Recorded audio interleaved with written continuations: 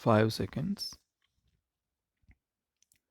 An honorable member of the Legislative Assembly said, Mr. Speaker, at the outset, I wish to express my great pleasure at the Governor's address being delivered in the month of February, unlike last year.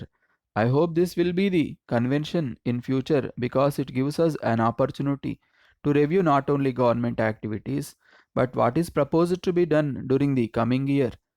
In an agricultural country like ours, agricultural industry must attract our great attention. Whatever be our population, food has got to be produced. We have to intensify agricultural operations so that on every acre of land we can grow much more than what we are doing today. Production per acre in our country is much lower than in other countries. By adopting scientific methods of agriculture and by using improved strains of seeds and better manure, I think it is quite possible to increase production. I wish that production committees were to be formed in every village which could improve agriculture by demonstration, by running farms, and by other means. The government should not only give them assistance required but also permit the sale of improved seeds and better manure through these committees. I would like to say a few words on irrigation projects. No new projects are taken up, and work on the existing projects is being slowed down due to paucity of funds. I hope that this is not a sound policy. The economy of the state can be developed by completing the projects, but not by slowing down the projects. I request the government to complete all the pending irrigation projects as quickly as possible by borrowing the required money. The funds borrowed for a specific purpose should be utilized for that purpose only, and that purpose should be fulfilled as quickly as possible. Reference has been made in the governor's address to one very important aspect of government's policy in regard to the industrialization of our state. All governments, including the central government, have been talking a great deal about industrialization, both in the central sector and the state sector, and about heavy industries, medium industries, small scale industries, and rural industries. Very many schemes have been outlined in the recent past, and now we see the establishment of district industrial centers.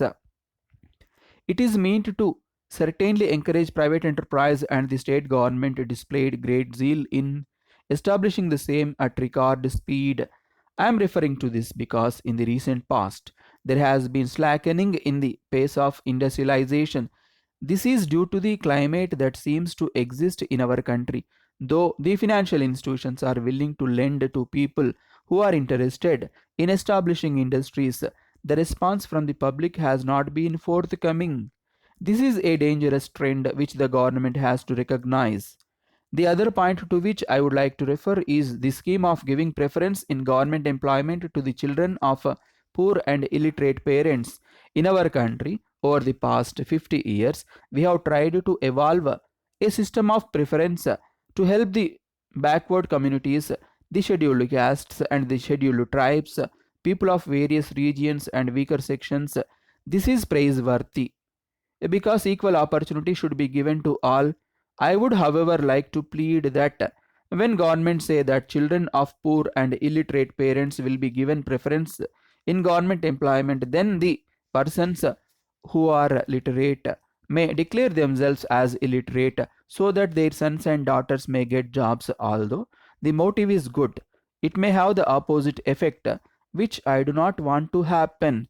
While some preference may be given to certain areas which are really backward in recruitment to government jobs, but I would request the government to have a further study of this scheme so that it may not have certain side effects which would defeat the very policies for which the government is striving in a different direction. I now come to the problem of the handloom industry, which in our state is one of the most important problems confronting us. As long as this problem is not solved, it shall be dragged on the economy of South India. There was a time when the handloom industry did not face this problem because then there used to be hand weaving side by side with hand spinning. All weavers who spun their own yarn wove it into cloth, and There was some more adjustment.